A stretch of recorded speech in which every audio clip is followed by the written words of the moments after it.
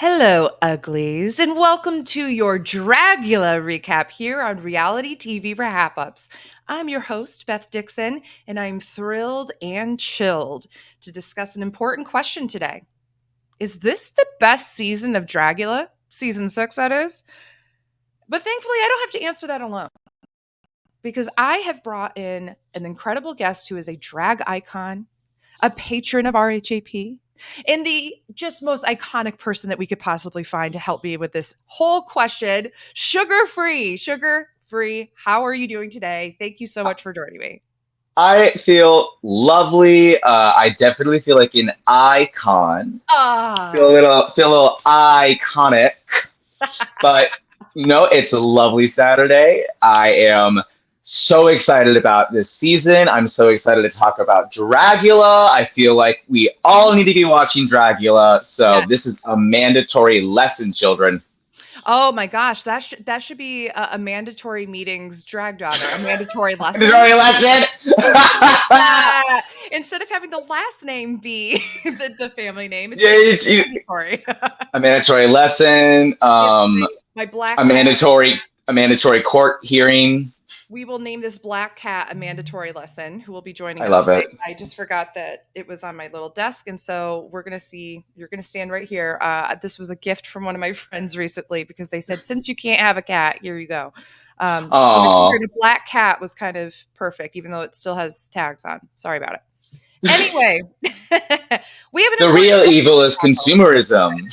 Yes, capitalism was the evil person the entire time, the most glamorous, filthy, and you know was it gore? No, not gore. Horror, like hmm filth and glamour. That's capitalism at the end of the day. So we today are going to be talking about a few different things to compare season 6 to the rest of Dragula. But for Sugar Free, I want to ask first, what is your history with Dragula? Have you been watching since season 1? Where did you start? Tell me a little bit about hmm your thoughts on the show as a whole. So I've been watching seriously since season one, day one, Let's episode one. go. Back in Kansas, there's not much to do. You have the internet and you're gay, so just frolic there. That And should be a I, shirt. You have the internet and you're gay. Happy Pride. so I was watching Hey Queen with Johnny McGovern, and the Boulay showed up, and I was like, "What are the Boulay brothers? Never heard of that. That's so weird." And it was like one of those little things that like opens your mind to the possibility that Drag Race isn't the end all be all for professional drag artists. What? Shocking. Yes. Um, so then, Hey Queen, they basically produced season one. All of a sudden on YouTube, there is this punk rock horror drag competition. And I personally used to be very scared of horror. Like as a kid, I very much avoided it. And something about Dragula fully like gave me the appreciation for like the amount of art it takes to make scary look seamless, like is what I'll say. And make things look realistic to trick your brain to be scared. That's the thing that I think is so interesting is that for a long time I thought slasher films until like my 20s were supposed to be like very scary movies. And yes, of course there are jump scare moments and there are things that whatever, but most of the time they're pure camp. If you look at hmm Halloween or Friday the 13th or anything like that, yes, there are gory aspects to it and there are scary aspects to it, but it's because they've tricked you through the art of camp to do this. And what a better medium to talk about camp than drag. So it seems like hmm this seamless thing here. And it's funny that you said that you're, grew up and not necessarily being a fan of horror. I was the same way, but a lot of queer people do typically gravitate towards horror. And it's a really interesting intersection to see people who kind of already feel like they're on the outs. People who feel like they've been made to be the monster in their families, their communities, or whatever.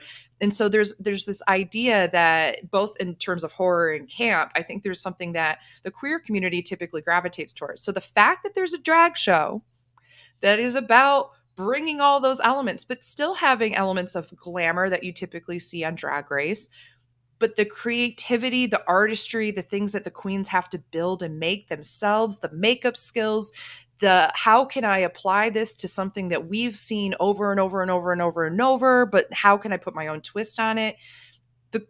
The the monsters on Drag Race are going to do that so much differently than you would ever see in a mainstream show like Drag Race. So I'm excited to break down some things because I don't know, Sugar Free. I don't think we can just jump in immediately and say that season 6 is the best season so I far. mean, if we wanted to just be like brazen and stubborn, we could, because it was a really great first two episodes. We'll say that I loved this first part of the season. The monsters, I feel like everyone has a very sharp point for what they want to do with drag, and that is always what I'm looking for. I think that's what's so interesting specifically about the show is that you get very interesting perspectives of drag. But so have we in the past. So I think it's important that we go back and we discuss a few things that kind of talk about some of the elements that have made really good seasons of not Drag Race, Dragula, in the past. So Sugar Free and I, for those listening and watching on YouTube, and we highly suggest if you are listening that you take a look at the YouTube video because this is Mm-hmm. going to be very visual this time. We've put together our own top 5 for a few different categories. So today we're going to be kind of doing a retrospective look at first at some of the best or the worst of the worst, so to say. And then we're going to look at season 6 and say, how does this compare? What are we seeing that's really good in comparison to all the things we just looked at? So, as we look into this Sugar Free, we have categories, our best entrance looks, best really slash worst, the things we would never want to have to do, extermination challenges, the best death scenes. So this was something that I'm going to be perfectly honest, everybody. I have every intention of putting together in a slideshow. I just ran out of time. So we might not have the visuals for that, but we would like to discuss some of the things that we thought were campy or fun in those death scenes. Best ghoul friends, fan favorites, best fan favorite kind of queens, and then best monsters. Who are the best of the best monsters to ever have graced the regular seasons? Now, just as a point of clarification, we are not going to be discussing Resurrection or Titans in particular. We have honorable mentions from Titans that we might bring up from time to time if we remember to do so. I'm so sorry if I forget. But so these will all be the regular seasons 1 through 5. Yeah, like Titans, we already know all of those monsters already, but we want to see how they did on their original season to see how much that original season is going to stack up against what's happening right now. And even though we have a returning monster, it doesn't mean that, just like in the same way that when season 4 we had returning monsters and so on and so forth. So it's going to be very interesting to see how this all stacks up. So why don't we give a start with the best entrance looks? And so this is once again a curated slideshow where we've already Mm-hmm. put this together with our thoughts. We're going to start off with our top 5. If it'll let me move on to the next slide. There we go. Top 5 entrance looks. So any monster that is on the left is for Beth, and any monster that is on the right is for Sugar Free. And for those that are listening, we will say who's who. Don't worry. So for top 5 Sugar Free, your fifth place person for best entrance look was Vander Von Odd for season 1. Tell me why. It. I just think that Vander is such a talent, and we're gonna probably talk about that for the next hour or so. Yeah, which is like the But whole podcast. but I mean, there was a lot of fun entrance looks in season one. Meatball is the freaking Cookie Monster, for Christ's sakes. But I was so what tempted to that. same. I mean, how do you not? But when you put it next to Vander, there's so much right about it. This custom motorcycle jacket, the paint detailings that she did, the mug that matches, but the mug still serves Womana, still serves Unt with a capital C. It Mhm. and then the headpiece with it, the blonde. There's just a color story. There's a concept, and it's like she said, she's not really a well-known at this point. So to have probably the best mug there and one of the most interesting looks, and for me to look through every single entrance look and still think about Vander, I got to give her some credit. One of the things that I think is really interesting about Vander is that she has the ability to really make so many different concepts that seemingly don't work together work, and Mhm. also do so in a glamorous and horror way. Or she normally is taking two of the three, tenets of Dragula, horror, filth, and glamour, and is able to typically at least do two, if not all three. And I think this look is a really good combination of both glamour and horror, because if you saw that as your paralysis demon, even though it has the Barbie doll legs sticking out and that kind of thing, that's the kind of thing that is just twisted enough to make you go ugh. So Mhm. I love this. I won't lie, this was probably number 6 on my list, so I Mhm. think it was a great choice. For me, I chose Dolly for season 2. So Dolly has definitely has an aesthetic change between season 2 and season 4, which I'm sure will Mhm. come up at some point. And this was much more of a femme presenting, I would almost say kind of like witch doctor kind of look. Very. I loved the kind of textured, weird layers of like unkempt but still very kept hair on top of this, just the mug that has these lashes and that are so dark and create these shadows, but then have these pure white almost eyes that just you're automatically thinking, okay, some kind of zombie. Then you have almost the BDSM, chains, leather chain, or straps, I'm trying to say, over a really kind of lacy look. So you have this BDSM, lacy, black witch doctor kind of look, and it all makes sense together. You get a really good sense of what Dolly's drag perspective is and how it would fit better in a season of Dragula than it would ever in a season of Drag Race, for example. Mhm. And you can tell that it's very of the time in drag that it was like 2017. It's almost like the answer to like the pretty girls on Drag Race. This is the Yeah. pretty punk bitch who's gonna rock Dragula. I love that. Yes, that's exactly the thing that I loved the most about it. It gave you that exact, here's the popular girls, so to say, in school. They're on Drag Race. This is the girl that everybody is like actually wants to be with, but they know that they Hmm. wouldn't be popular if they were. And you know what? She doesn't give a F about that. So Absolutely not. so Never. let's move on to number 4. So number 4, we'll switch back and forth. So this for Hmm. number 4 for me, I chose Throb Zombie. Whoops, my bad. We almost said Rob Zombie, the actual rock artist. No. Whoa! They were robbed. Robbed. Oh, great pun. So we have Throb Zombie from season 5. I I'm a big fan of the fact that Dragula has different drag artists of different kinds of drag, whether it's drag kings, drag queens, drag monarchs, just drag artists. People don't want to put a kind of a royal or a gendered icon to it, and that's totally fine. I love so many of the drag kings who have been on the show. We had 2 in season 5, and what I love the most about Throb was just this: you get a really good sense of the paint, the ability, the Hmm. precision that you have to make. You have somebody who has a pretty feminine face out of drag and is able to make it look very masculine, but in an androgynous way. You have this very Throb zombie. If you're going to go off of the zombie theme, it has a zombie feel to it, but is also very rocker in this, like, I'm really put together black suit with the neon green trim, the gray white streak that kind of reminds me a little bit of Michelle Visage nowadays, something like that. But I just love this idea. You get a good sense of their name and applying it to their character and to a show like Dragula. I think it was just so well done, and I just loved the precision and cleanness of it. And it was a great, just like first start to Throb Zombie if you're on the show.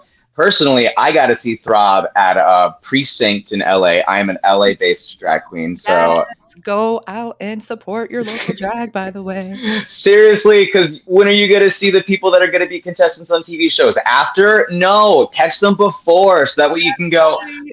yes. And they did this like crazy owl number, and they had this like mechanic wingspan that went like 9 or 10 feet long. So like Love Throb Zombie, I've known was gonna crush this when they got there, and it. the look is so signature. What I'm looking for when I'm judging these is I am looking for signature. I'm looking for detail. I'm looking for just um, confidence in presenting that too, where I look at you and I'm like, I fully see everything. And with Throb, oh my gosh, the Sweeney Todd wig, Yes. the like the what I love about their makeup is that it brings you into like a cartoon world almost. And Yeah. I love when drag artists don't stay in reality. Me personally, I am not a human. I am a fairy in drag, and you have to deal with that. I'm not a human.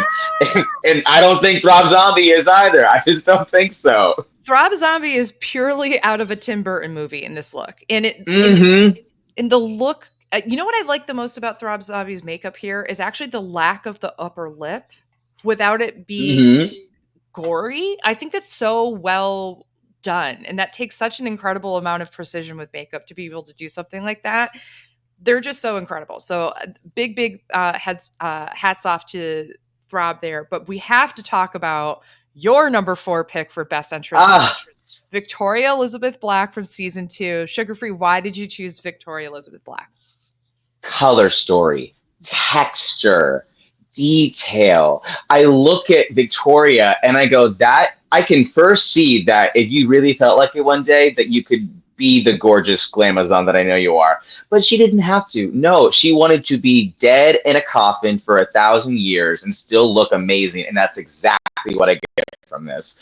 When she gets out of in season 2, they all have to come out of body bags, which apparently they fell asleep in while they were waiting for it to start. Oh my Like, gosh. which love that. But Love that. no, she comes out and like she is padded, body, it hits the floor.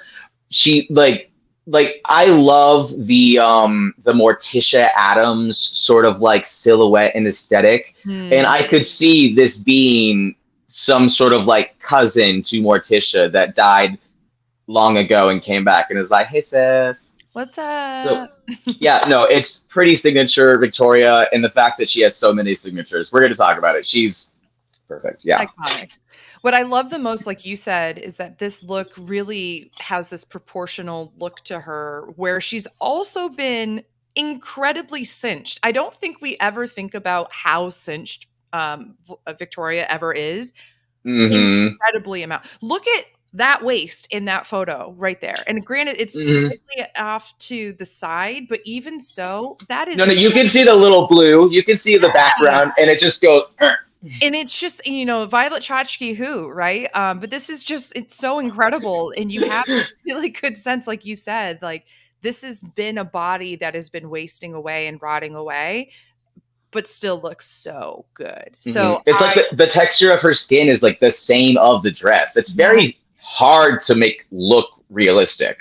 And I love when she's popping out of the body bag, she kind of flips her hair as if like she just got like, like those movies if they're like in a pyramid or something and like all of a sudden they hit something and the zombie's like, "Wah!" Or like a mummy is. And Mm-hmm. they're not actually alive and attacking, but they're just like, and they like that. But that's exactly how she came out of the bag. Whereas a lot of people were coming out like, look at me. Ooh. And she was like, nah, I'm dead. And I'm waking up again. Like, what the hell? So I loved this about Victoria Elizabeth Black, and I think it was a great choice. Let's move on to number 3. So for you, who did you choose and which season? Well, I Okay, chose I chose Jarvis Hammer from season 5 of Dragula. I think that Jarvis is probably the most, I would argue, the most specific character to come from the Dragula world. Yeah. If you don't know their backstory, they're based off of a real comedian, a real like old timey comedian. But Jarvis Hammer was the drag character is a former stand-up comic and actor who played background parts and died by spotlight falling on his head. So everything he does is as a specter and as like an old-timey man, and he just brings it in this first look. The beautiful lushness to Jarvis Hammer needs to be talked about because I feel like drag kings sometimes typically shy away from lush. Mm-hmm. I feel like they love to go towards gritty or dramatic or something with that edge. But Jarvis is just a beautiful character, and this look, the tailoring, everything, just no notes. I think that a lot of times we think of drag queens or drag artists who tend to go more femme with their looks of as having the most makeup and having the most precision and that kind of thing. And I felt like having both Throb and Jarvis on the same season just showed us that drag kings or those that are doing more masculine drag have such incredible attention to detail. And we saw that in earlier seasons with Landon Cider, but Mm-hmm. Landon Cider's not the be all end all of drag kings, even though a lot of people unfortunately thought so. And so to have two different drag kings on one season who have two very different perspectives, and the fact that both of them are on this list is a testament. Out of all the different monsters that we've been able to have here, we have monsters who come from very specific backstories and apply that to every look, which in a competition show like Dragula, where you have to apply your own vision for the things that they're throwing at you. That's so important, and it's a testament to why they did well on seasons and in challenges and such. This entrance look was definitely one of the ones I considered, and especially because in season 5 they all get out of a car in like the middle of the woods before they have to go through the haunted house. And so what I loved about Jarvis is that Jarvis is very in character, like looking around, and other people were like trying to put it on, and there was no put on, and it just adds to the look. It adds to everything. The performance of it was incredible. I cannot wait for a Jarvis return. It's going to happen. It will happen. And you're all about to eat some hammer, bitches. That's right. My choice for number 3 for my look was Sigourney Beaver from season 5 or 4. Sorry, Sigourney is one of the cis women who have been on the show, who have a hyper feminine sense of drag. And what I love the most about having uh, Sigourney's look come through is that you get a very good look, similar to me for like Vander Von Odd. Sigourney as a monster always has two different perspectives: horror and glamour, horror and filth, or it's normally glamour's in there. What am I trying No, to no, no, say? no, no, It's just glamour. glamour and something. Glamour and filth or glamour and horror. But when you do glamour that well, does it even matter? Exactly. I mean, that's the thing, right? A lot of people, when they think of glamour on Dragula, they think of queens like Melissa B. Fierce, or people who come in with this idea of this person, quote unquote, should have been on Drag Race instead of Dragula. Sigourney to me was really one of the first times that a queen walked in and completely glamorous, but from a very punk horror underground perspective. Add in the fact that, she's a cis woman on top of that. Like, you've got so many layers that make her punk even in the drag scene. And so that's what I love the most about Sigourney's look, is that she comes in, you absolutely get a perspective of who she is. You see Mm-hmm. this incredible look, this beautiful leather dress that has these gold chains across, this big, big silver blonde wig that's teased but untamed at the same time, those white contacts, the stark, black lip, and then these huge glamorous earrings, and then showing off all the beautiful tattoos that she has as well. I just think for me, like, when I watched her walk and I went, ooh, that's incredible. I can't wait to watch her. It's funny, when we were going through the slideshow together, me and Beth just kept going, oh, they were on the short list. Oh, they were on the short list. Because we just like fully, like, it felt like we shared almost like a top 15 for Oh my most of god, this. yes. This one is just so good. Seriously, I love it when someone owns glamour on Dracula, Mhm. because it's one of those things that, like, I feel like a lot of contestants go in and like they feel like they are Dracula purists, and as Dracula purists, they know that the order is horror, filth, and then all the way down glamour. And it's like, nope, nope. Look at the Boulets. The Boulets are always glamorous every single day of their lives. Why are you coming for Sigourney when the Boulets are doing the same? Literally, I can't. We can go on about the injustice of Sigourney Beaver for probably an Trying entire to do a podcast. PhD dissertation on it. And I will. No.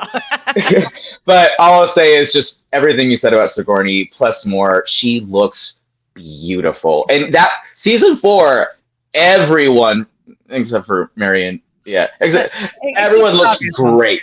Yeah. So we talk about these tenets of Dragula, and moving on to our top two choices. For me, I chose Hollow Eve from season 3 because for me, Hollow is one of the few queens that comes in with a pure tenet of filth that I thought was really interesting. Their perspective on everything they did as a monster always had the filth aspect and then whatever was going on. And this initial look both kind of encompasses the filth to a certain extent. You have this idea of moss and being overgrown, which we don't necessarily inherently think of being maybe super gross, but when you see the sewn, mouth shut and the top hat and just the green aspect of the skin and everything, all of a sudden you're really thinking like, oh, this person was probably tortured. And the fact that we get a lot of what Hollow is about just in this one image. I had never seen somebody look like this on a show. And this to me was just so incredible that it stuck out to me for years. And in season 3, they're all standing in a line and the Boulets are like on a screen talking to them one on one, like, do you have what it takes to win? And So cheesy. I so, love it. you know what? I loved it so much because all of them are reacting in super like, I'll show you kind of ways. And Hollow obviously had very strong opinions and they were such a character on the show and, had a lot of perspective that they felt like was really important and that kind of thing. And you just get this sense of, like you had said before, the confidence that you got from Jarvis or from Throb as well. That's what I get from Hollow is I just see someone who fully just owns like, yeah, I'm a gross motherfucker. And you're just getting the tip of the iceberg here. I love everything about Halloween on television. Some people might think that Hollow's too much, and I think you're wrong. I'm so sorry. Uh, what do they call themselves? Is it a socialist or a post-socialist drag artist with a penchant for anarchy? With a penchant for anarchy. Anarchy. And meanwhile, their Yeah. professional look is just like, that person's from the Bay Area. You know what I mean? Like, Yeah. so good. Their confessional, they're like in like a cute little scarf, they look so huggable, and then like Hollow Eve looks so unhuggable. It's truly like the reflection of like what it means to be an artist is to like what Hollow is an angel in Oh most of yeah. the show. When they're not riled up fighting for a cause, they are like literally the kindest, sweetest person on that set sometimes. So I love seeing that like they have this in them. They talk a lot about how their drag is a way of like cleaning themselves of their trauma and like putting themselves through that. Honestly, I saw them once at Precincts do some number where they just put ice cream down her panties, and that was it. I I love that. cannot. I love it. I'm like, you are beautiful and insane, and this look is absolutely. This was on like my. I think this was my sixth place, and I took it off just because I think the whatever the bottom half, whatever. But like, who cares? This is such a good concept. It's fair. Halloween. Mhm. Okay, so you have to tell me your second choice. It's got to be Abora. I still think about this look so much. When I think of Dracula, I genuinely will think of Abora's entrance look and Abora's Ghost Town look. But I was just gonna say Abora's Ghost Town look is quite frankly my favorite look from all of season 2. Period. I same, yes, probably of the first 3 seasons, I would say Abora's Ghost look. It's To be honest. incredible. So, but with this look, there's just so much working for it. And like you were talking about with like, Victoria coming out of the body bag in character, so did Abora. They like get that great shot of their weird, creepy glove. They burst out and they're all. It's a very feral character. But it gives me Mickey Mouse, demented, ready to kill anyone that tried to steal a fast pass or something. I love that, but also has like the seagull beak look to Hmm. them so that like, they're also going to like probably steal your food and laugh about it and then kill you. Hmm. So, Abora's character in general, I think is just such a haunting look. And I mean that both in like, it sticks with you sense, but also just like, oh my gosh, how creepy is Abora's character. I loved, even though they had such a rough time on season 2, I loved seeing their look come out of the bag and that they're fully in character. And that's why the Ghost Town look and the Ghost Town challenge was so good, is that it followed this perspective of who their character is. I agree with you. This was somebody that I was considering, and I was so happy that you put them on the list because I think Abora in general is pretty underrated when it comes to Dragula. Um, Hmm. And and they weren't at first, but it's like over time, it seems like you forget about their importance. But no, Obora is so important to the history of Dragula. Oh yeah. And they just look amazing. They have this really unique look and they bring it every single time. And I would argue that there's probably elements of this that have influenced a current season 6 monster, Scylla, with the nose. And so I'm not saying Hmm. it's the same thing. I'm not saying Scylla's copying. So before people get in the comments say that and I'm just saying that there's a unique aspect to the nose that I'm sure there's some kind of relation to some capacity. But all right, we have to talk about our top choice here. For you, who was your top choice? I chose La Zavaleta in Ooh. their season 4 entrance look. Aunt with a capital C, Aunt with a capital C, Aunt with a capital C. This is the best fashion look to walk through. I'm sorry. The stilettos for the shoulder pads, the makeup. We could talk about the makeup forever. Zavaleta never does the same eye makeup. Never. And as someone who is horrified of changing their eye makeup, you gotta give her credit. She does this weird crease with this makeup where it's like most people, like you can see my crease, the shiny part. Hers is like almost a very thick liner, but then a sharp silver metallic that like goes up through the eyebrow. It's everything you want from punk drag queens. It's just so well done. The hair is stunning. How do Love. you got to reward it. I mean, you've got to. The thing that I loved the most about La Zavaleta's look was the shoulder pads, Hmm. which are stilettos. And so, what I love the most about this perspective, and I believe La Zavaleta is from Brooklyn, and I Hmm. believe that I just love that you can tell that they're making fun of the hyper feminine aspects of drag that people Hmm. typically do by being like, oh, I'm going to be camp and put it here, but I'm still going to make it look glamorous. You get a very good sense that they know how to put together a look. They know how, like you said, they change their makeup every single time. Their wigs are Every time. the same. You it is there are some people who have signature looks and they have the same makeup every single time and maybe change elements of it. There are drag queens and drag artists and monsters in this case who change everything. And La Zavaleta is somebody that you can look at every look and know it's them, but it looks different every single time. This look, when they came through, I was like, they're going to be a contender this season.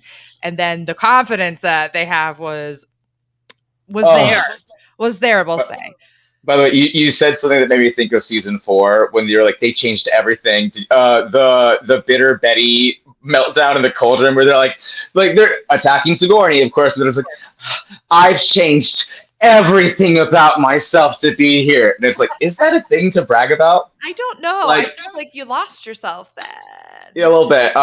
But no, she truly gives herself to drag La Zavaleta, and it just shows. And number one for me. But Fantastic. what about for you? My number one, I had to give it to Neoguro X from season 5. I like, come on. To me, this is one of the few entrance looks that I get true horror, elements of glamour that imply filth. Does that make sense? So Totally. I go on a whole journey and I wasn't able to get a really good now, timeout. For those of you who are looking and going, some of these pictures are a little off. I apologize. I was doing screenshots at 2 a.m. last night trying to get this all working out. So it is what it is. But Neo had Give Beth some love. Give Beth some love. She crushed this. Okay, seriously.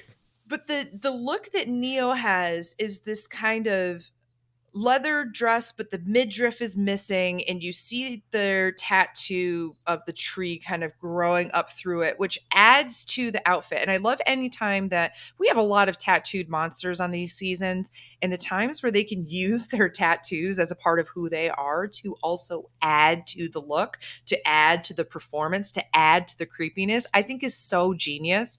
Neo does that incredibly well. They're showing off something that adds to the outfit. They have these elements of black and red, but then sequin and chains, and but your mouth is shut and everything's pierced together. It looks tortured but glamorous. It looks like a monster that's come back to life, like a Cenobite to a certain extent. Like, you have so many elements here, and those bright red eyes, not the Hmm. iris, the entire eye with the bright red lip, with everything else being in contrast to it. It is creepy. And the moment they walked out, I went, they're going to win. And I was right. Uh, Yeah. If you watched season 5 of Dragula and had any doubt in Nihuru, then you're bad at watching drag shows. period. You just are.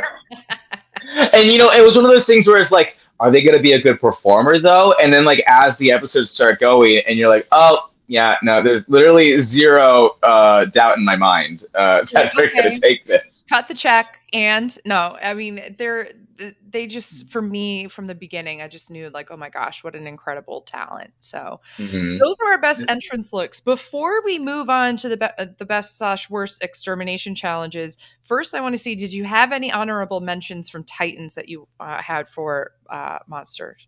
I Or can only. I didn't look up a single other entrance look from Titans. I just knew what my answer was, and of course, it had to be Miss Teletubby Toilet Bowl Yovska. How do you not choose that? I okay, I'm gonna be 1,000% with you. That was the only one I could remember as well. Yes. I love Yoska so much. Yoska and I were I when I used to stream more consistently on Twitch. Yoska and I were on the Mhm. same stream team and collaborated a few times. They're incredible, and their Aw. drag and their point of view has just evolved in so many interesting ways, but still keeps that Mhm. very like unique sock puppet mask, creepy doll, but really out there alien vibe that they are able to put together. I just think is genius. But I agreed. I was like, you know what? I know a lot of people made fun of that look, but I kind of thought it was so iconically awful and good. You know what I mean? It was Yeah. awful in a good way. It's like, yes, when she is in fluorescent lighting standing in a room, it's not going to be as impactful. But if we're doing like a real show and the lights are dim and all of a sudden she comes out and this creepy child music playing, you will shit your pants. You just My will. My honorable mention from Titans was Aurelia, Astrid Aurelia, with the Hmm. kind of minotaur kind of look with the Oh, nose yeah. piercing and the kind. I don't know how she does it. She kind of makes herself look like a bull in this incredible way, but is still very true to their drag aesthetic. I loved that one, and I went through. Sugar Free and I had this conversation in messages, but after kind of going through everything, we were like, Titans really kind of fell flat in a lot of ways. And Hmm. unfortunately, I felt like the entrance looks were not as strong as what you would expect. They were all very signature to the person, but I Hmm. argue that those entrance looks were nowhere near the best looks that they had in the season, for the exception of Yosko, who was like not there. And And unfortunately for them, Yosuke had the best look of the season. Case point closed. sorry about it. No, so we also should probably talk about, before we move on to the extermination challenges, why, instead of saying a top five, why don't you give us a couple of your favorite death scenes and tell us, describe what happened in it and why it stuck out to you, like maybe one or two of those. One of my favorite death scenes. Yeah. So I know I want to talk about Kendra Onyx's from season 2, but Mhm. first I want to talk about Jarvis Hammer season 5. Okay. Yes, Jarvis probably deserves to go home from that lip sync and that look. Unfortunately, I'm not a denier of logic. But the magic of timing and circumstance to make Jarvis's death scene what it was outstanding production. So, like I said earlier, Jarvis Hammers dies, the character, by spotlight falling on him, and so literally the death scene is him getting eliminated, getting told to leave the stage, ghost light flickering. He looks so scared. It's all in black and white.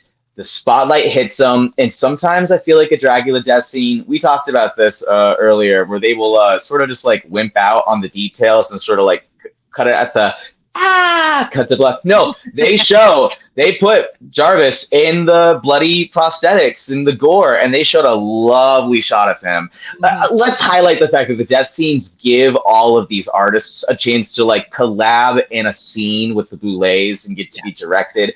It's such a lovely send off, and unfortunately, some of them are just more lovely than others. But yeah, Yeah. Jarvis Hammer for sure. And then Kendra Onyx's death scene. I wasn't expecting it. I was not expecting it. I don't know how you felt about it. Do you agree with me? I loved Kendra Onyx's death scene because it's so unexpected, and but it was not in my top 5, I will say. But Wrong. I love that you have no, because here's the thing. I'm gonna say one from season 2 that you're probably gonna be like, okay. No, I had a lot. Season 2, I think, on I think average, had my it was the favorite best. death scenes. Yeah. Okay, great. Okay. Okay, because I had 2 from season 2 that were in my top 5. But anyway, continue. So what I'll say about Kendra's. And also the first 2 seasons, the fact they get to come out in another look, and it's not just the look they were eliminated in. It's just, again, I love that. I wish they would bring that back.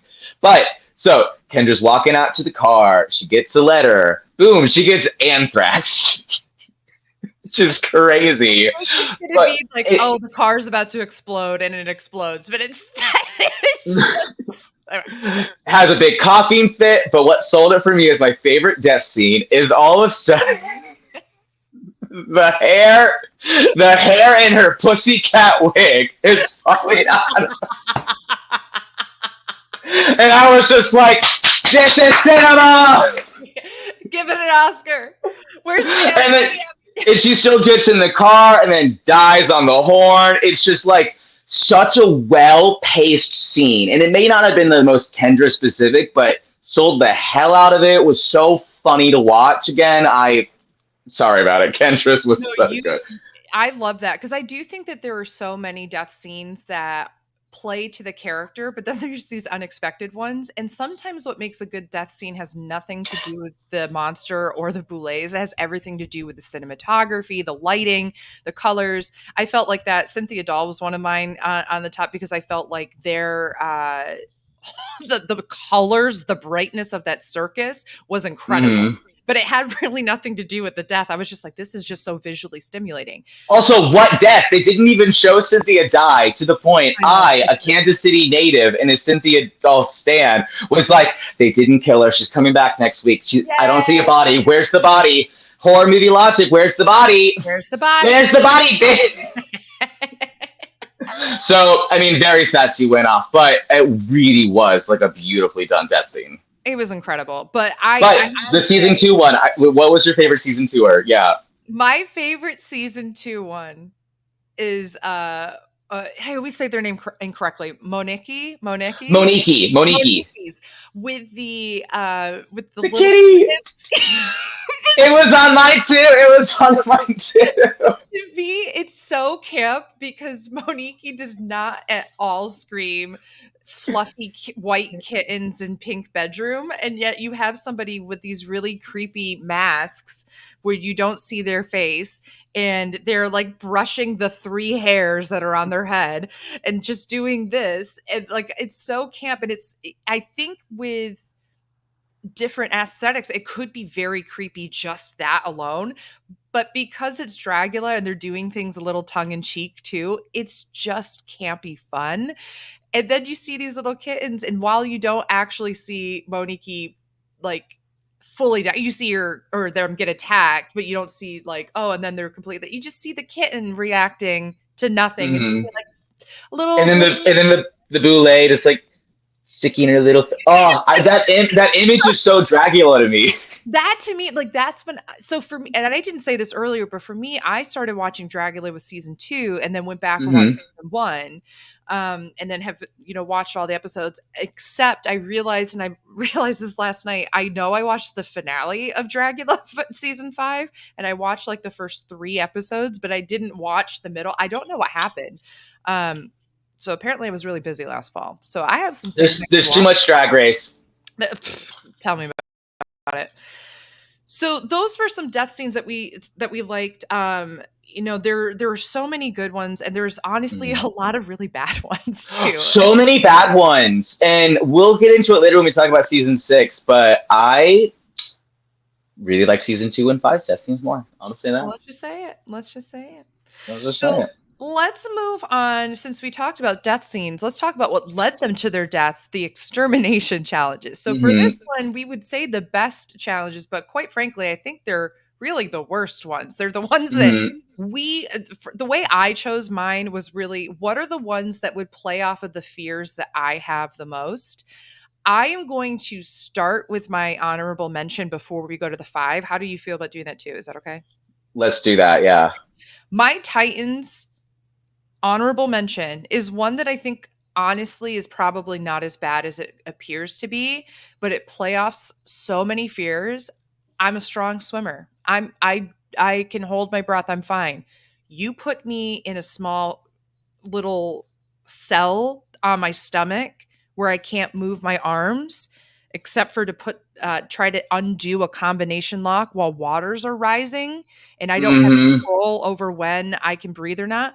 I know I'm going to hyperventilate. I know that I'm going to be freaked out. I don't care. I'm the type of person you put me in a situation where I know the whole point is that it's fake and it's still going to scare me. I'm still going to have an anxiety attack. Okay. That Sure. to me, the honorable mention of them being in the cell with the water coming up and having to undo a combination lock in comparison to other ones being like, they had to lip sync to Alaska Thunderfuck song. Like that to me is like, okay, that is literally the worst thing I've seen. So that to me was one of the ones I always think about across all of Dragula seasons. But that's my honorable mention from Titans.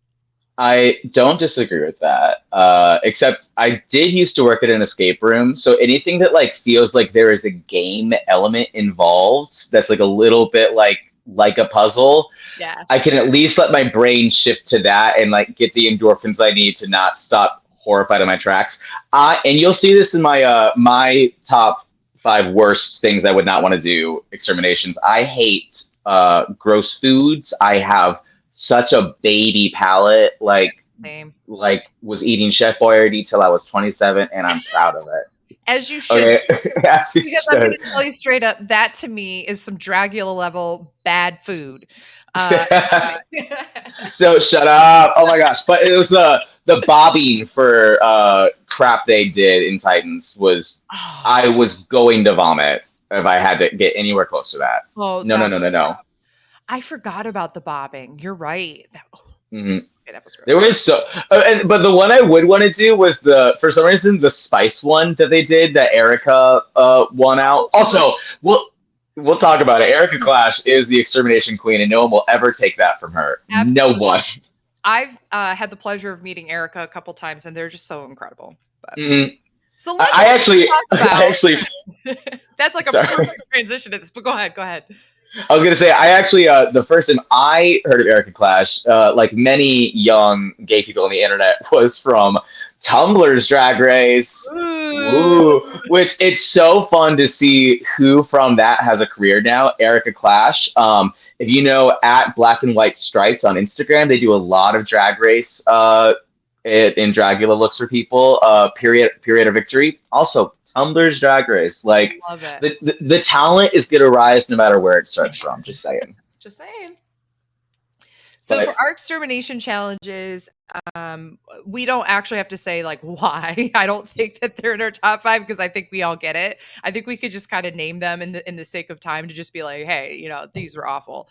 So mhm. speaking, you mentioned Erica Clash being like the monster of all monsters when it comes to extermination challenges. This is the one that I feel like they really proved themselves most, which was the alien feast. And I wrote down what was in everything they had to eat, which was octopus, pig feet, an anchovy milkshake, mysterious spicy meat, and worms.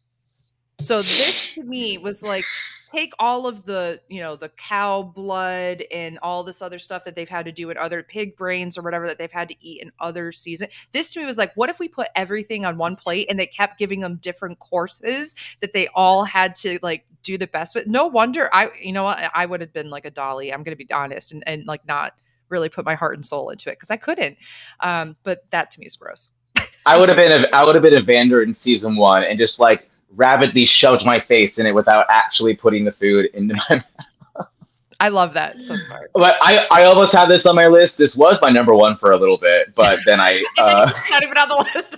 and then then I just started going through more seasons, and I was like, I feel like I could stomach this feast somehow. There's at least enough different flavors. Like I was like, this and the Blood one from season three, I definitely considered, but Yeah. there's too many gross food things for them to all be my top five. So I chose Staple in Dollars from season three. It is an industrial stapler. My friend PJ did this once at an improv show as a bit. It was like a self-torture comedy show, and he went to the hospital. So Louisiana Purchase also needing to go to the hospital is like right on track with that. So yeah, and I just self-inflicted pain is never fun. I don't mind if it happens to me, but if I'm the one that has to pull the trigger, then that's no. Okay, anyways. This was definitely one that I considered as well. I kind of felt like if I'm under pressure where somebody's making me do something like this, even which I've never been in this situation. But Beth, if you want this promotion, if you want this money, yes, this is what Rob Sesternino makes us do in our contracts to do podcasts. They said, "Do you want it? Then you have to staple these dollar bills." No, I gotta get out. I gotta get out of here. This is bad. We're trapping you. No, I feel like when I've had to go to the doctor's office and I know I'm going to get poked and prodded all the time, like when I know it's something I have to do, I just do it. And I think about the pain later. This is something because it was so you had to do it in a quick amount of time. You don't have time to think about it. You just do it, right? Versus another thing that we will talk about in this one is different. So I agree with you for this one. For number 4, I had, again, playing off of my own fears, suffocation, drowning, that kind of thing all scares me. The latex vacuum chamber where it did look visually really cool, but I just was about the idea of not being in a screenshot, it is less visually cool. I was like, no, it just looks so silly. It looks really silly, but like I was like, there's no good screenshot of this because it's either gray or red that they just flash back and forth to. Just a lump. It's just a lump on a wall. But if you think about that, all of that latex being up against you latex doesn't breathe, people. That's the point. So the fact that you have just a little bit of air, and of course, I'm sure that they were giving them plenty of breaks or whatever, but that is another thing that would play with my mental state to make me feel like I'm in more danger than I am. I heavily considered putting this on, but I think it's what you said with the last one, where like you could mind over matter for a little bit. I don't know. I feel like I really could. I'm a swimmer. I hold my breath for a long time, so it wouldn't be. I mean, who hasn't been covered in latex on a Saturday night? You know what I'm saying? Yeah, that is pretty normal for every person. Just me? Oh, never mind. No. I think every person, right? But again, you're not wrong. This would be very challenging. For my number 4, I chose leeches because no. Look, I'm diabetic. That's why my name is Sugar Free. In case you didn't know, ha ha ha. It's a joke. But I would have felt horrible if I gave all of those leeches diabetes. You know what I mean? I just ethically, I don't ever want to do that to the leeches. Is that how it works? We can't risk it. We can't. All those poor mosquitoes that are just, leeches to me wasn't as bad because when I was little, I was swimming in a lake. And when I got out, I had been like in some of the like guck that was in the bottom. I had leeches all over me. And while it's tough to pull them off, like I was more freaked out by it than it actually hurting. Sure. Again, it'd be the freak out factor for me. And so what's funny, what we're learning is Beth gets scared and hyperactive about the idea of not being able to breathe. And then you're also going to find very soon heights. And then you get freaked out by bugs and food. And I think that we both have the mind over matter for different things, which is why extreme challenges are so good. Also, can we just say why exterminations are so important to Dragula? Because I don't think we said that yet. Yes. Because look, I am so tired of walking into a straight place and having to prove my masculinity or my worth or whatever crap someone decides to put on me. I'm tired of queer being determined to look as weak Mhm. when no, no, no, no, no, no, no. We are the strongest people ever. We get fisted for fun, for Christ's sake. That was not right. Did you queer, That queer was so people, good. we go through it and we own it. So cheers to the exterminations, proving I how badass that all the queer people are. Can we please the amount of quotes that Sugar Free has made for good Pride merch? Unbelievable. Hold up. We get fisted for This is fun. fun. Wow. Not me, but my friends. Sure. I can't with you. That's so good. But like to the whole point of the really poignant message you were making, it's so true. The extermination challenges, there's the fear factor element of it, that's good for television. But really what it is at the end of the day, it's the Boulets in production saying, you have been through scarier shit just being who you are. And this, at the end of the day, is all fake and temporary. Your identity is not necessarily forever. You might have a fluctuating identity, but in the sense of where it is within society, that's forever. The feelings that people have made you feel, that lasts forever. Even if you're able to find ways to overcome those feelings, it still sticks with you. And so whether you get physical scars from this or mental scars from these, they add to all the things that you have overcome to show your strength and to show how incredible you are outside of it. And also, it's horror and all that kind of stuff with this, but just it really is interesting. And I think it's so poignant and powerful. So thank you for reminding us to talk about that, because it is something that, oh yeah, you go on Drag Race and you do a lip sync and it's scary because what if you lose? But like, you do lip syncs all the time, most of the time, if you're a drag artist. Mm-hmm. As a monster going through a whole bunch of pain where you've been made to feel like a monster by society, that's powerful. It shows the strength. And thank you for bringing that up for sure. Mm-hmm. Speaking of strength, I don't have the strength to eat maggots and move them from one tray to another, like in season 5. Um, awful, Ugh. awful. This is Oh, like the cockroach one where they have to blow the cockroach into each other's mouth or whatever. oh. At least half of them don't have to have a cockroach in their mouth, but the ones that lose have to have a cockroach in their mouth. So no, just no, no, no, no, no. But maggots especially just seems terrible because I hate the ones that are torture, but also a race. It's like who can inflict the Yes. most torture on themselves to stay. But that again, then if it goes by quicker, I'm like, okay, great, then we're done. Sure, sure, sure, sure. For number 3 for me, I chose the bungee jumping one. Which, first of all, I don't want to do bungee jumping. Period. I think and even though it's going to be ironic in a second, I do not like heights. I do not. I used to be fine with it. I don't like them anymore. If I feel like there's an element of me falling or not having control, okay. Very similar, yeah. Jumping to me is scarier than like skydiving would be, because you have to rely on a rope. And then I'm also always going to be afraid of what is it going to be like when I come back up and then I go down. And so you have to go up and down. Your whole body is your stomach and fluid and all that. Mm-hmm. That to me freaks me out. But the worst part about this is that they also had to hike like 3 or 5 miles in their drag before they even got to this place. They were not driven there. They had to hike there and then jump off a bridge. Like that to me is so. Honestly, Ugh. and so JK doesn't go home during this. And it ends up being a non-elimination. And I think it's because JK threatened to sue and said, "No, this is just actually not ethical. How dare you make us do this? Give us money for this. This is crazy." Yeah. I very rarely perform in heels that are not kitten heels because I am 6'2". I don't need the height. Good for you. And I got weak ankles and toes. Okay, so if I had I'm to, sorry. Women no, don't always wear heels. And the ones that do are normally wearing sensible heels, because we have to walk around and not want to like destroy our hmm backs. So I'm sorry that these other people are not sensible. They actually should be checked off for wearing high thank heels. you. Just saying. All right. Number 2, ironically, I then said skydiving, even though I just had this whole thing.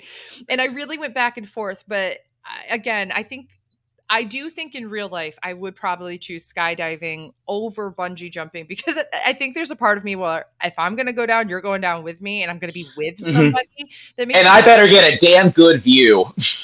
But I will say, I think there's a different aspect of when you have the challenge of having to stay in a competition, you have to jump out of a plane in order to do so.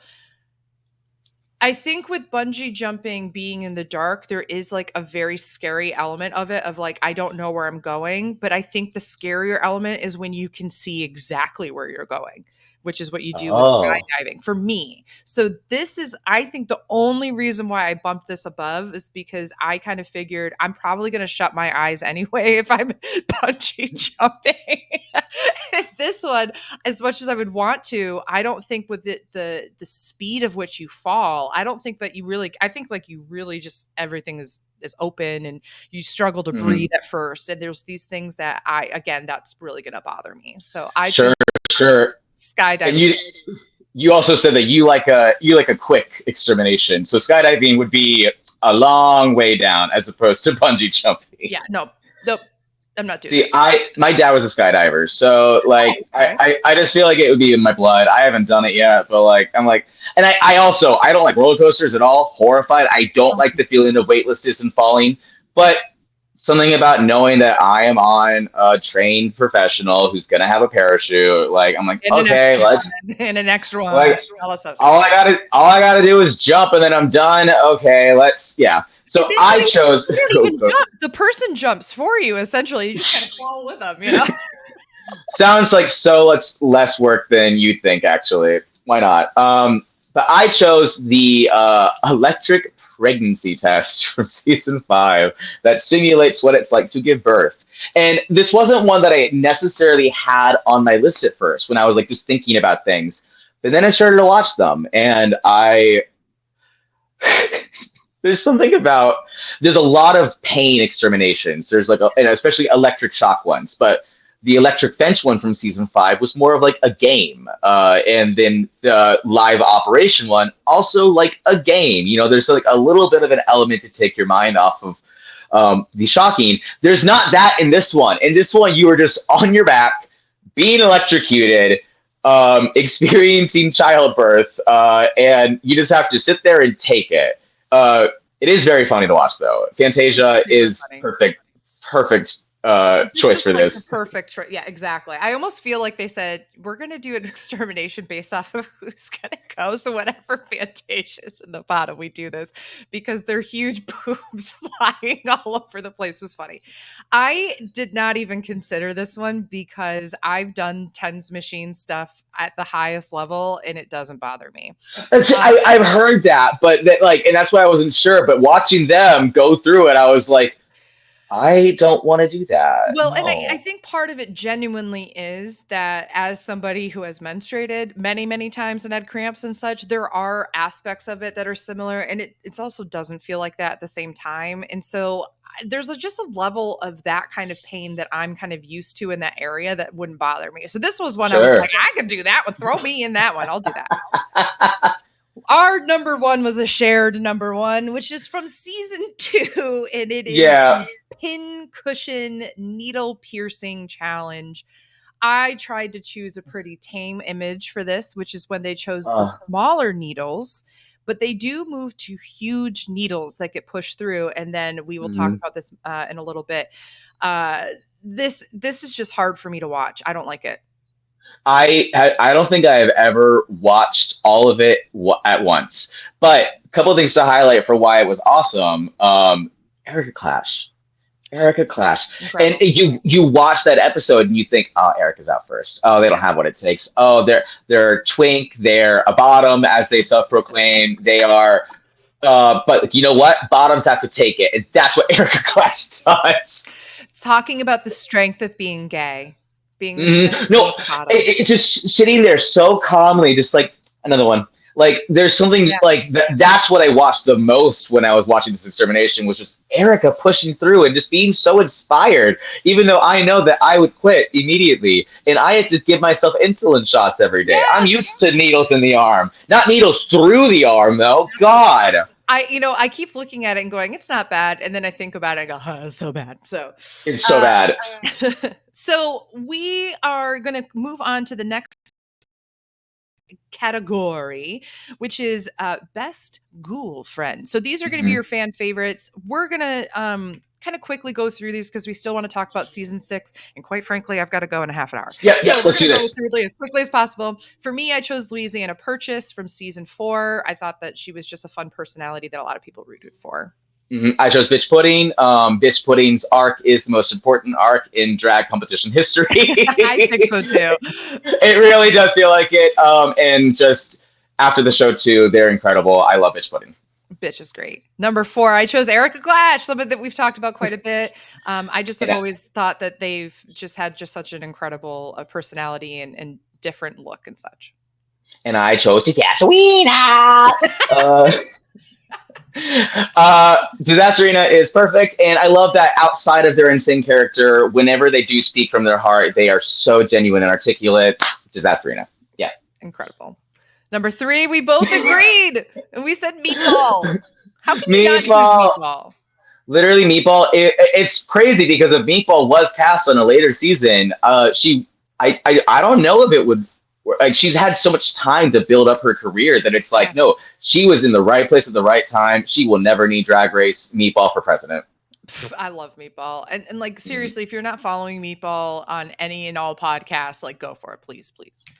Number 2, we also agreed with Coco Kane. Oh, the early out on season 4 that proved that early out means nothing.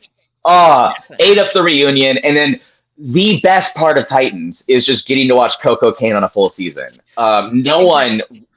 You should always want a friend like Coco Kane. She will stand up for you. She will tell you like it is. She will call people out if they're treating you wrong. Like, And she'll put you in your place when you need it. And let's be honest, as a, person who's performing, sometimes you need to be put in your place. Honestly, most Dragula contestants need to be put in their place. They got a lot going on, and Coco should be it. Yeah. I've rarely disagreed with her. So just say.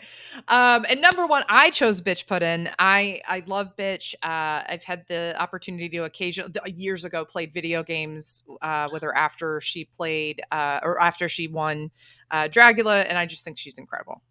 I went to an improv show with her once. I invited her. She's so fun. She used to do improv in college. She's literally so cool and interesting and sweet. And go to fucking I don't know if I can I swear? Yeah, you can. Great. Go to Precincts. Second Fridays in LA. She hosts a show, Bitchin'. It is perfect. She will have everybody who is going to be on a show at some point. She has everybody from every show at some point, and you're going to see all the great LA talent. But my number 1, Cynthia Dahl from Kansas City. I am a Kansas City girl, born and raised. Yeah, I live here in LA, but the Kansas City scene is actually phenomenal. If you look at it, Kansas City has never done poorly on a drag competition show. And I'm talking Campo Nakiki too. Like, our shows, yeah, our Kansas City does it. But Cynthia Dahl, probably the biggest personality in Dragula history. I would argue the same. And I cannot wait to see a second Titans where Cynthia demolishes. Oh, yeah. For sure. And she will. Period. She will. I think she should come back and win.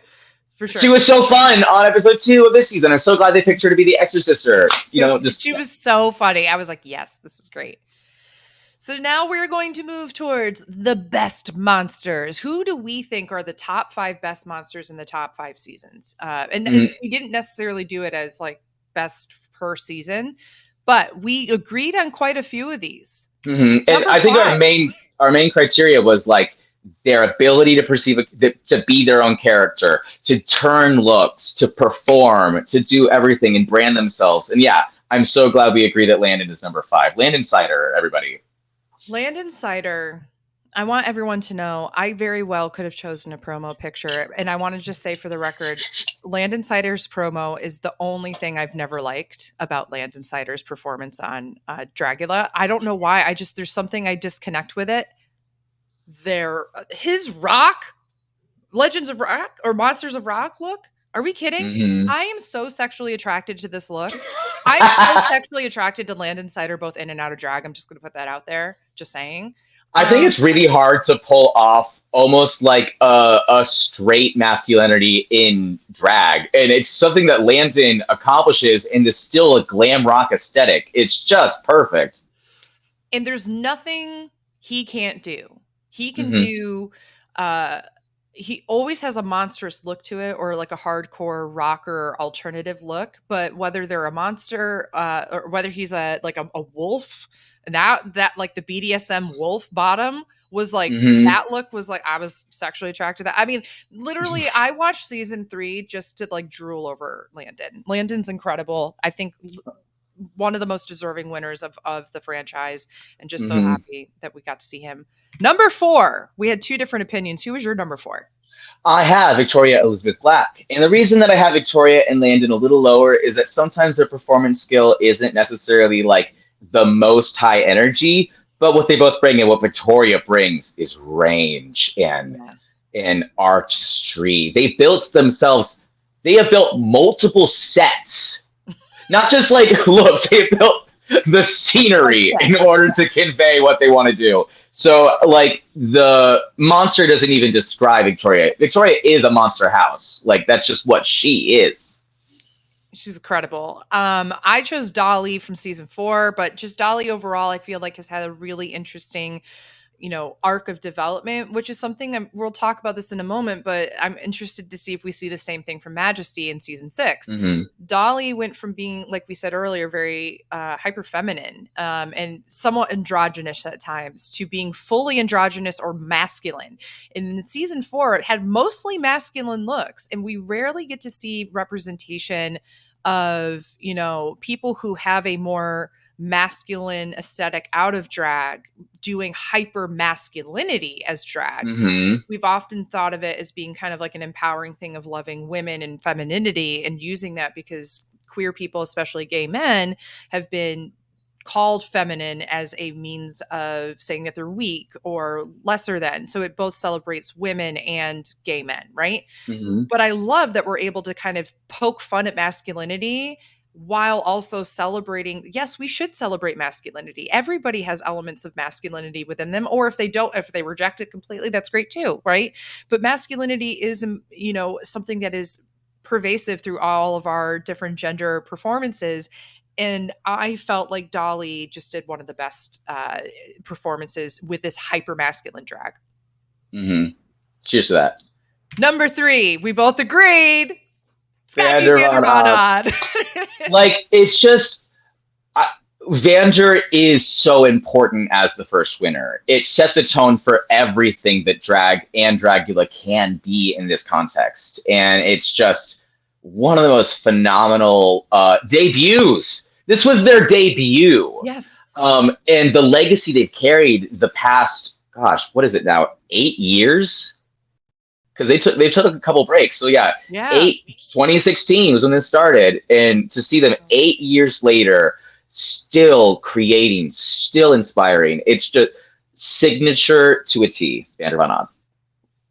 Dragula would not be what it is if they didn't crown Vander in the first Which season. is Period. also crazy because Melissa genuinely could have won that season with that filth alone, and I no one would have batted an eye. Yep. But sometimes the winner needs to be a winner for a reason. That's why Bitch should have won, and that's why Vander won. Like, that's, yeah. Period.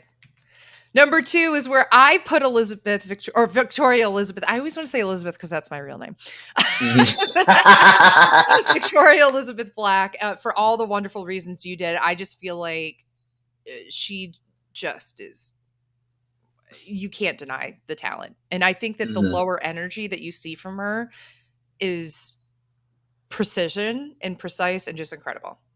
Hmm.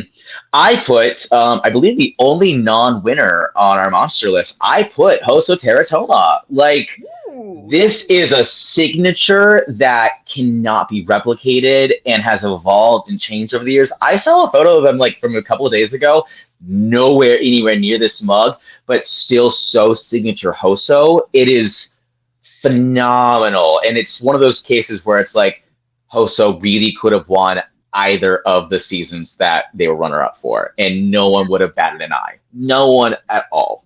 And bringing in the, the Korean and Asian influences into in references into the drag as well, I think is so important and gives us so much more of a cultural perspective that we normally wouldn't have gotten here. Which kind of leads us to our number one that we both And, shared here.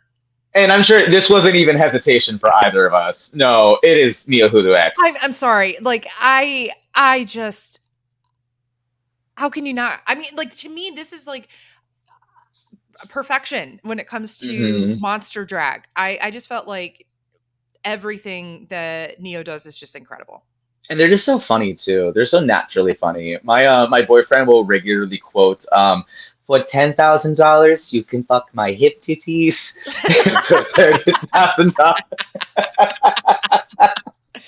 But what I love is that everything that Neo brings to the show, Neo Huro could have absolutely been on a runway and done that in a high fashion. So like even this promo look, for example, it's all high Hmm. fashion, but with this perspective of monster drag, with elements of filth and horror and implied things, and just Hmm. the master of your ability to play off of your fears and just twist them. I just Neo's the best. Also, shout out to their hairline. They always have, and I mean this is such a compliment. They always have the creepiest hairline. Oh It is actually a testament to like their ability to play with proportion and the illusions that people are used to and expectations and making your own thing out of it. Just no one will ever. I really think it's going to be hard. Season six has a lot to build up to when it comes to trying to beat Neo's reputation. Reputation.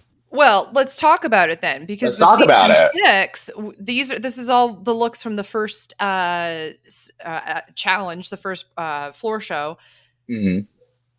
What do we think so far? So we're trying to answer the question: is season 6 set up to be the best season of all time? We've only seen 2 episodes. But based off of everything that we've just gone over for seasons 1 through 5, when it comes to exterminations, death scenes, the monsters themselves, the ghoul friends, the monsters of it all, what do you think so far with this cast? I I feel a lot of promise from this cast. I really do. I feel a lot of signatures are coming forth.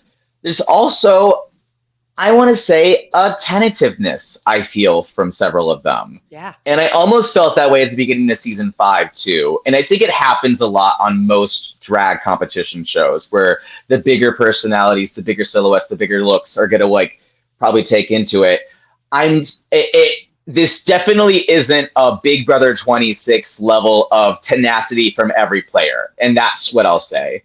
Um, I so far think, and we'll talk about the extermination very quickly. We're going to go over the queens and basically kind of give a to or boo as we go through for their entrance look. Where this season, in season 6, their promo look is the same as their entrance look because they shot at the same time. So we can kind of actually give them a proper, how does this compare to the ones that we were talking about before?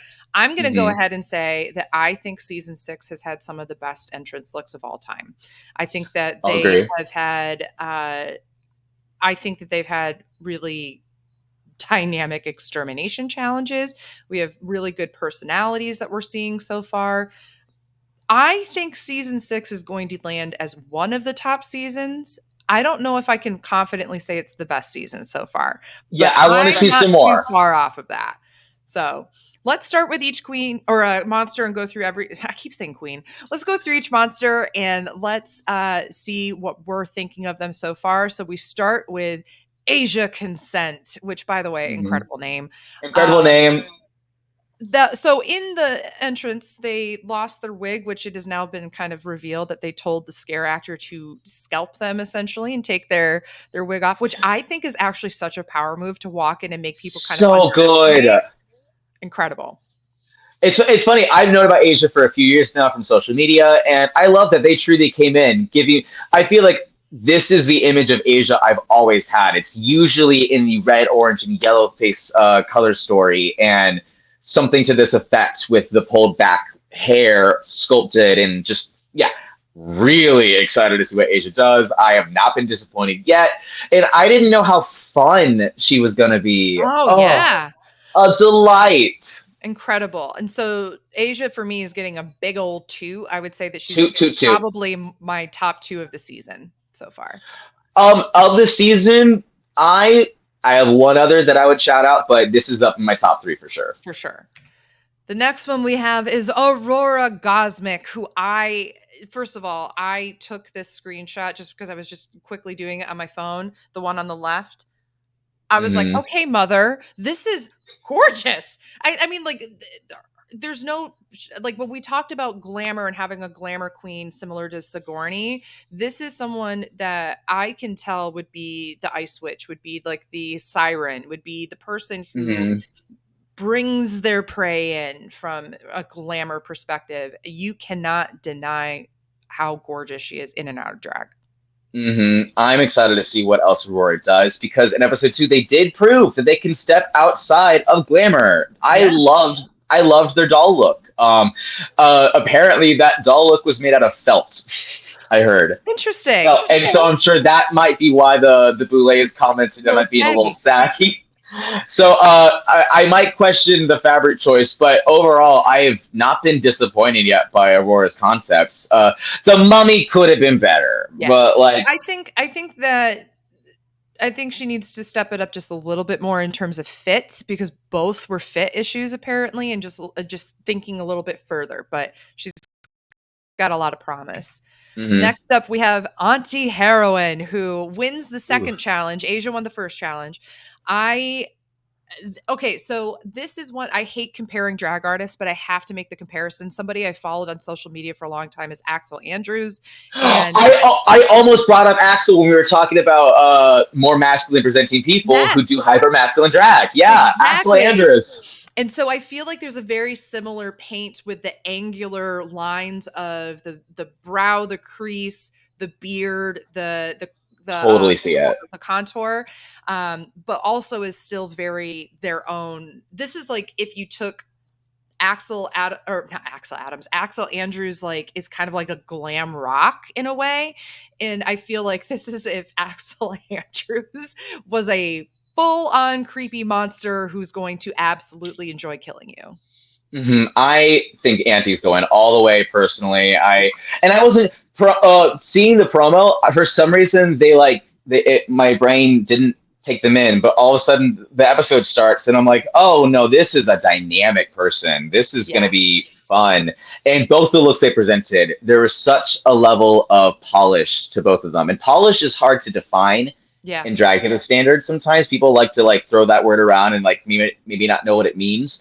What I mean when I say polish is that I mean every single detail was thought about. Yeah. Nothing looks like it was unintentional, and so I'm excited to see what else they do. That's Same. my auntie. I do think Auntie is probably in the top 2 for me with Asia. They're Hmm. the 2 that I think are going to go all the way. Hmm. Next up, we have Desiree Dick, which I have to tell you, I don't think is going to go all the way. I'm sorry, Desiree. I do think Desiree is somebody that is I genuinely could have seen go home in this second episode. I do think that they handled the The extermination extermination challenge better. really, really well, but I do think that they're suffering from like a very there's not a lot of confidence, but they're trying to put on that they have confidence. And I think Hmm. that's the difference. You have people who put on that they're confident, and you have people who are confident. There's somebody right now that I feel like are putting it on. And I do think that if they ever came back for another season, they could be kind of similar to like a Kendra Onyx who comes back Hmm. and is bigger and better in so many ways. But in this look, they didn't know that there was going to be a red light, which makes it harder to see, their look and everything.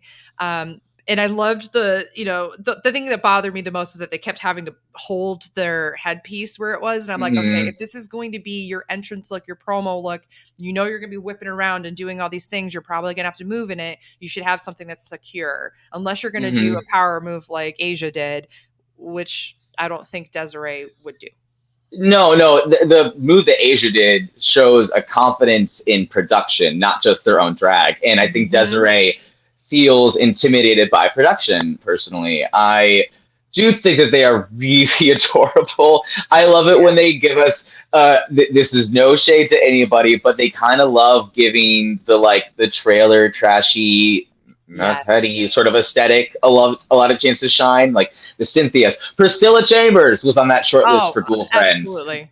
Like they give me that energy, but I just don't see the confidence in their character, which is crazy when they say they've been doing drag for almost a decade. I was Yeah. like, I think sometimes when you've been I they mean, Boulay that's shady. said That's really shady, but no, but I think the Boulets have even said, we have a lot of people who've been auditioning for years and years and years, and this cast is pretty much made up of those people. And I do think that we'll see this with severity when we get to them. I do just think that when you're put in the environment after wanting it for so long, there is a way for you to shrink yourself and say, "Oh my gosh, hmm am I? I've been trying for this for so long. Am I worth it here?"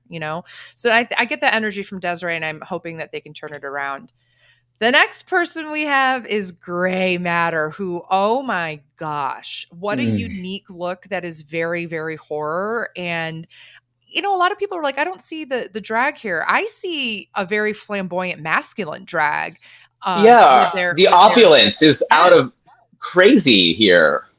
So Like, that's who I see. And I think that mhm. they're very freaky. I think they're gonna go far. I see gray matter as sort of this like Victorian-esque devil that Yes. like sort of like this was Jack the Ripper and no one found them and that's why because it was gray matter. And that's why Um, they're so happy as a demon kind of thing. And mhm. they No, never got caught. I love that the Boulets pointed out the cockiness in their character, and I think that's so important because cocky is overall, I would say, a silly thing for the Yeah. most part. It leans on like camp, and just if they took themselves too seriously, it wouldn't work. That's why gray matter works, and I would love to see a full range from them. So far, I feel like they've stayed in their world. I know who they are. I love their world. I want to see them take a couple steps out just to prove that they have it. Take a couple steps back in by the finale. This could be their season. I agree. Next we have let's just have you start off here. Who is that gorgeous Kansas City girl? Is that Jaharia? Oh. So I don't know Jaharia personally. I know several people who are close with Jaharia though, and I had a friend who went to college with them and said that this was gonna be hard competition, Jaharia, and that some people might think the looks are a little small to scale, but can we talk about performance? Because I feel like people forget that drag artists still have to perform, and those floor shows are tricky. Those The floor lip shows, I sync? would argue, the lip sync. Oh, we'll get to the lip sync, but presenting on a floor show is different from a drag race runway. It just is. You're not doing it for judges' commentary. You're not just doing the I walk and then I pose and then I walk and then I pose. You are Telling a presenting a story. character, and Jaharia's body language is probably some of the most control I've ever seen from a Dragula artist. I also think too that they're very smart, and you can tell that through the way that they use their body. Like they know exactly the story that they're telling. Whereas some people are just kind of moving with where they feel like they need to move. There's a hmm calculation here that doesn't seem calculated, if that makes sense. hmm And I also I want the skin. Oh, go ahead. no, I was just Sorry. going to say, and I also just think like in general, they're one of the funniest personalities on the season. I want to. This scale of her drag can get bigger as the season progresses. Jaharia is a dark horse that should not be forgotten. Seriously. And I love that the Boulets are pointing this out. When they said in that first episode that she killed it, I wanted to cry because Kansas City, baby. Kansas City, baby. Go Taylor Swift.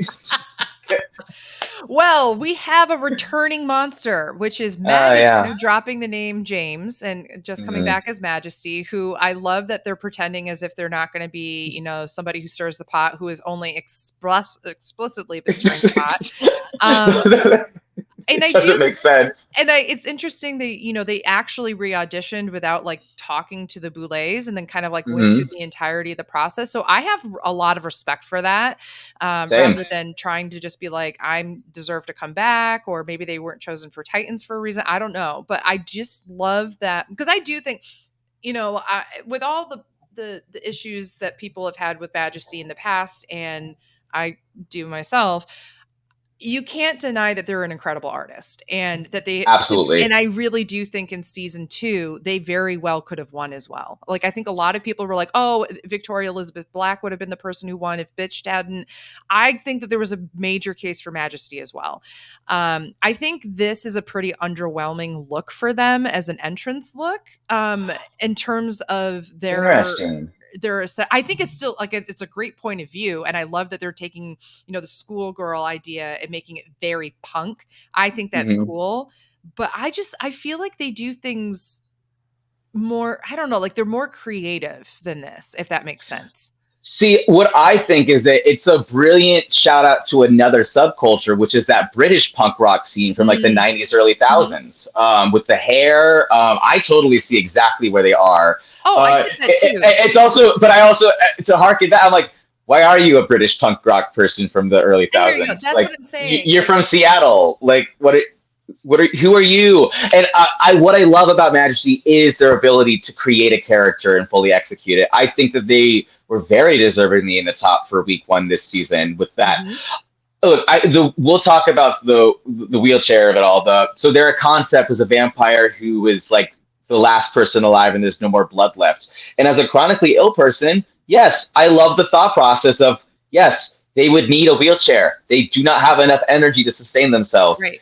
However, then don't just be like, oh, now I have all this energy and everything that myself. It's like, no, pick one of two lanes. I don't like the playing both sides. And I feel like the calculativeness to Majesty is what will always put me off from them. I Yeah. don't mind calculatedness in the look as long as it all makes sense and is intentional. But when you're trying to have both ways with the look, when you're trying to have both ways with the scene, bringing up random drama that you're like, I heard this thing from two girls But I don't know who it was. but I don't know who. I heard it. I'm like, what do you mean? You just heard whispers? I mean, they're on a set. That's probably But not that that's the unlikely, thing. but You can't deny they're great television, and they're they exactly know what the they're same as doing. they know what they're doing in the same way that many other people who have been on all these different shows know what they're doing. They're there for entertainment, and they also can back it up with good skills. Mm. Next up, we have Pi, who I've been really impressed with so far, and I think is getting Same. a lot of unnecessary hate in the background. Or they, I'm sorry, definitely come across as to me as being more genuine, and I think that I identify with how people are perceiving them because I feel like I do very similar things where people might think that I'm being disingenuous if I'm over explaining. I wouldn't be shocked. I'm not. I hope this isn't offensive or anything. I have ADHD, and I feel like there's a lot of over explaining and then like trying to Hmm. make connection that way. And I wouldn't be shocked if Pi is also neurodivergent in that kind of way as well. And I just feel like instead of people saying like, oh, well, it seems weird that you're trying to, blah, blah, blah. I think that that's part of it. But the looks they have, the scale of the looks they have been bringing Scale. is Hmm. incredible. And it looks good. It's not like it's big and bulky for no reason. It's big and like takes space. And I think that first of all is a powerful message for queer people anyway. But second of all is just makes things so much creepier when you are made to feel smaller as the person who's looking at it. Hmm. I'm excited to see how Pi interprets all of these challenges. I really hope they get to the end because, like, I want to see what they do, and that's exciting as a drag artist. All the love for Pi. I hope that they start connecting more with this cast later on. But as we know with Dragula, once the crew decides to hate someone, they will literally bash them with a hammer until they leave. The end. No. Speaking of speaking, mashing, speaking of the end, speaking of the end, we have our eliminated queen from the episode, or a monster from the second episode, Scylla, who I also agree probably would have been in the bottom. Although I don't think their floor show, from the way it was at least edited in the first episode, was as bad as a lot of people made it. I felt like it's one of those were things. really in character and such, Sure. I Um, think it's one of the things that people have talked about this a lot. It's the human centipede of it all. If at a live show that happened, it would be the best and most talked about thing of the night. period. Thank you. However, when she is standing still doing nothing, it looks bad. Agreed. And And the outfit that's was just not it. it. And the outfit And wasn't it, and it wasn't like this reinterpretation of the human centipede other also, than where's Scylla? Where's Scylla in this? The underwater creature. Like, right, why aren't you doing Creature of the Black Lagoon, girl? Like, right. what? Uh, Or Jaws. Oh, why didn't Scylla do Jaws? That would have been so fun. Oh, well, and it would have been so apropos for the extermination Hmm. challenge. So I think And it Scylla has just a lot of ideas, but the honing in on what they want to do and making sure that all of those elements look perfect, maybe they'll do it next time. I do think that this is just somebody who hasn't ripened for television in the way that's exactly how the Boulay said it. You know, Drac and Swan have basically been like, we're not going to protect people this year who we feel like could grow in the next week. We're going to get rid of those people. And I think that they saw that with Scylla. Hmm. Then, speaking of somebody that they kind of felt like didn't have what it took, was Severity Stone, who I was very excited by with this look because I Same. love the different plaids coming together and this goth and grunge glamour perspective. I thought was so Hmm. smart, and they're so tall that they take up the space, but unfortunately their charisma and confidence didn't take up as much of space.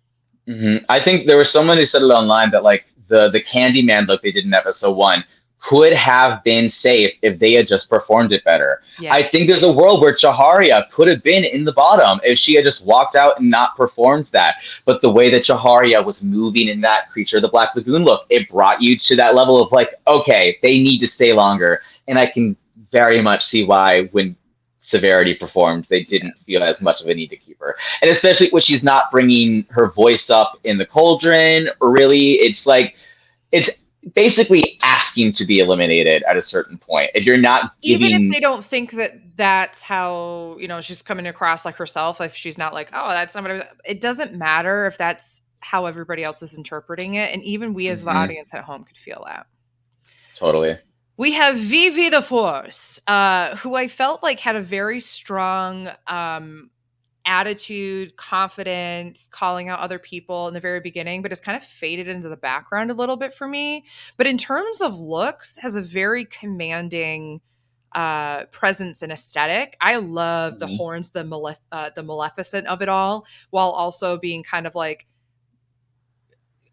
heavy metal rock in this outfit. I think it's like really cool as an entrance look.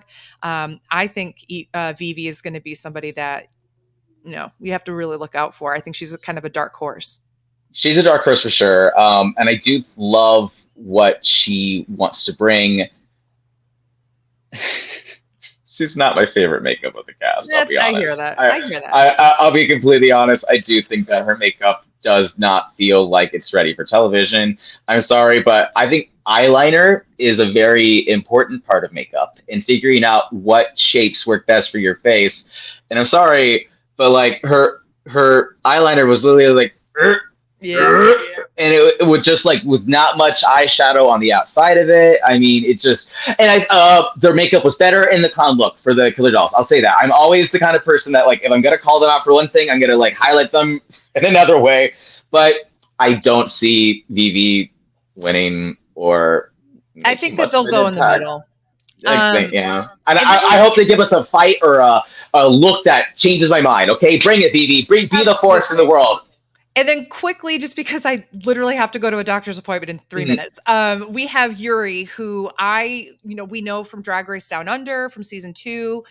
Yuri, this is more of their aesthetic. This is more of where they feel like they belong in this kind of competition. I've been satiated by them so far. I haven't been like Same. overly wowed, but I also haven't been underwhelmed in any way. I think that they have a really good sense of self perspective, a lot of glamour, and also just creepiness that I can't wait to see. Mhm. I hope I get to see them do filth. That's what I'm excited about. I'm excited for that too. I didn't remember Yuri being as funny or as personable on Down Yeah. Under. I thought they were like quite boring on Down Under if I'm trying to remember. But this has been great. I love the levity that they're bringing, and yeah, I'm excited to see the full scale. Also, we have all talked about this online in the trailer. Yuri throws a drink at someone, so obviously Yuri is going to be here for television. Let's see if she For gets to the sure. end. I would love to see someone break the drag race stigma on Dragula. Let's see what they do. Absolutely. The last thing I wanted to talk about for the season 6 so far has been the extermination challenges. The first one was swimming with hundreds of sharks Not Open just like two water or three in a cage. No. and no cage. So it's just open shark swimming, which by the way, you can do, obviously, but it Yeah, is clear. absolutely not recommended by literally anybody. That you have to sign so many waivers because people do die or not die, but like Yeah. get attacked. I And mean, also, no one's heard from Severity since filming. So, yeah, like, I don't know. what happened to them? I don't know Um, what happened. but then we talked about our least favorite extermination challenge being the piercing one, and they brought it back bigger and worse. I do think this was infinitely worse than season two because they were so big, and they went for the knee and then the neck. Mm-mm-mm, mm-mm-mm. How would you feel going on Dragula and you're like, at least I don't have to do the pincushion challenge. At least we already got that out of the way. And then, nope, nope. Evil torture, honestly, kind of camp. Kind of love it. So They're voodoo dolls. Like, I get it. It makes sense. it makes sense. So we have to answer the question one last time now that we've gone through all of the monsters and the extermination. Do you think season six is going to be the best season or is already the best season? It's not already the best season. That would be 2, 4, or 5. We'll do the math later. But I'm excited to see how this goes because I really do feel the promise, and I hope that they all shake their limbs off. Give me a 1, 2, 3, 4, 5, 6, 7, 8, and just get it all out of your system. I want to see them play. I think that they have what it takes. I do. I do. I think they have what it takes to be the best season. I would say that season two for drama was more engaging. Season five for looks was a little stronger. But if you combine both, you get season six, in my opinion. And Oh, oh. four. Season four. Yeah. And I think season six has to compete with season four, is what I want to say. It's Mm-hmm. so funny. You did the four, and I was like, yes. Oh, wait, no, I said six. So, anyway, that is where we are going to end today. Our hope is that we will come back to you at the end of the season to kind of do a season review and answer this question yet again. Did it end up being the best season? Thank you so Mm-hmm. much for joining us, Sugar Free. Where can everybody find you? You can find me here at sugarfree_queen on Twitter. You can also find my YouTube. I do musical comedy as a boy, Adam Winnie. So check him out there. Excellent. And you can follow me at AugustaWind11 on all my social medias. Thank you so much to all of the RHAP production people behind the scenes. And we hope to see you uglies soon. Woo.